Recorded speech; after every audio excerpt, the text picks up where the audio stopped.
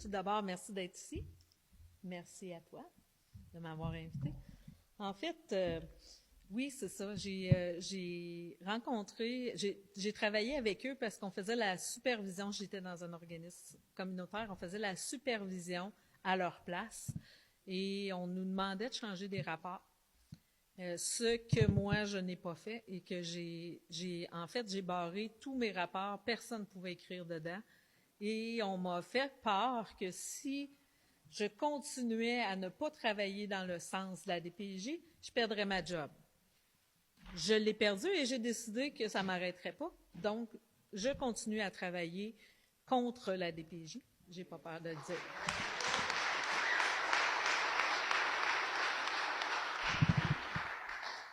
Et oui, j'ai dénoncé dans les journaux. On n'a pas beaucoup entendu parler. Il y en a juste un journaliste qui a voulu le faire. Et on a pris ses articles à lui ensuite pour faire le reste. Ce journaliste-là, aujourd'hui, ne parle plus contre la DPJ parce qu'il s'est fait dire que s'il continuait à parler contre eux, on y enlèverait ses enfants. Donc, il a arrêté de parler et il ne veut plus rien dire contre eux suite à ça. En fait, moi, je vais vous conter une couple de petites histoires que je sais qui se passent et qui vont à l'encontre de plein de choses. Vous avez entendu, le gouvernement dit que les mères porteuses, c'est illégal. Au Québec, c'est illégal. Mais je peux vous dire que le premier à utiliser les mères porteuses, c'est le gouvernement.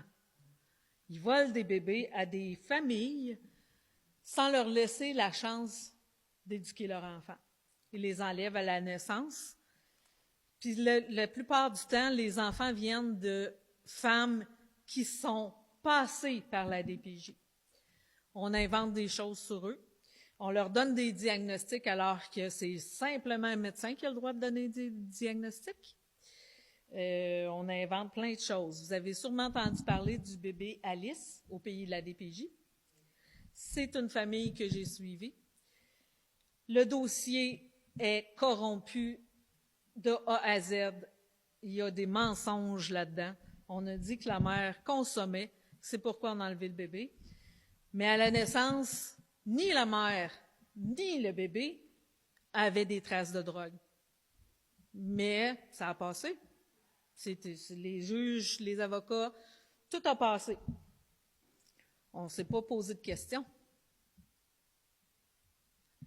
Tout ce qu'on a sorti dans ce dossier-là, de fausseté, ferait en sorte qu'aujourd'hui, la petite fille serait revenue. Et oui, on a parlé de ça à l'enquête systémique. Qu'est-ce qu'ils nous ont dit? Ouais, mais là, on ne peut pas remettre le bébé, c'est attaché à la famille, puis...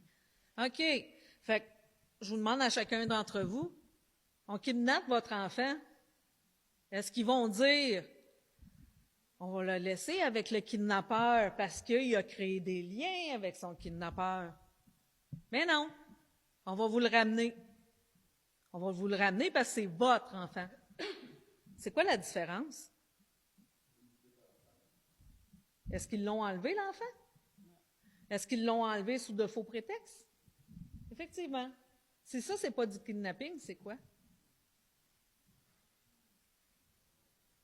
Il y a d'autres bébés comme ça. Il y a des bébés, un bébé, entre autres, qui est autiste. Et ce qu'on a passé, on a pris le diagnostic, on l'a mis de côté, il n'est pas dans le dossier. On a dit que les parents étaient négligents, qu'ils ne savaient pas comment éduquer leur enfant et que c'est pour ça qu'ils étaient comme ça. Pourquoi cet enfant autiste-là particulièrement? Parce que ça rapporte plus de placer un enfant avec une difficulté, avec un handicap. Si ça, c'est pas de la corruption, c'est quoi?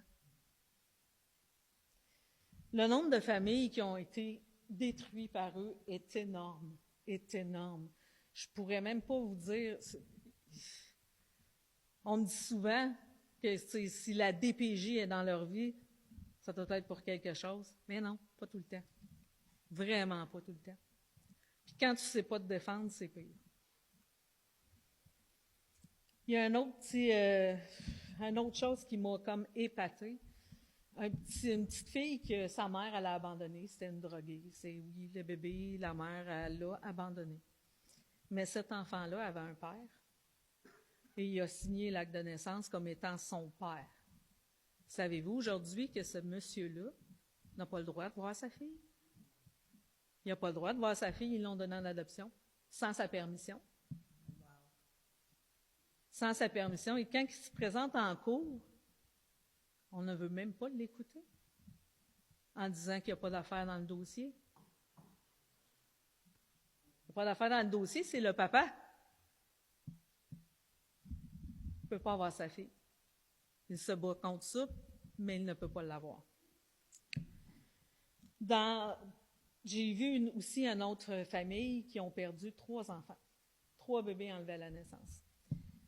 La seule affaire qu'ils ont à lui reprocher, c'est que toute sa famille sont sur l'aide sociale, grands-parents, etc., oncles, et que sa mère n'était pas une bonne mère.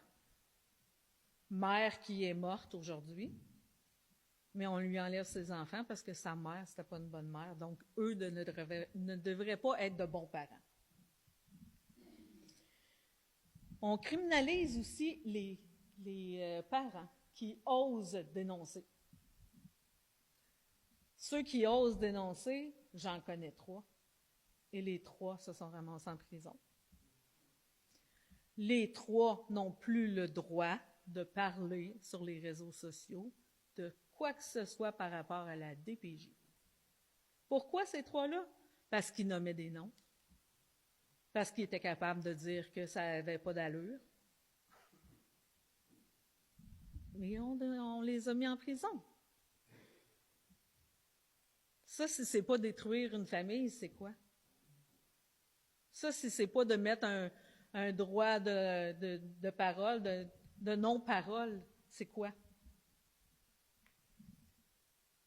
Je vais vous dire, il y en a un en particulier que moi je connais, qui a il a osé essayer de dénoncer à la police.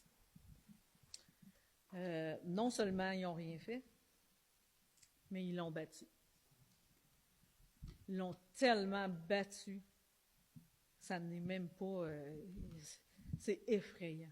C'est effrayant. Pas une fois, 3 fois. 3 fois, puis la 3e fois, c'est parce qu'il a fait une manifestation. Manifestation, c'est lui qui l'a organisée, donc il est coupable de ça. Et la DPJ a pris des photos de chacun des parents qui étaient là, et chacun des parents a eu des conséquences.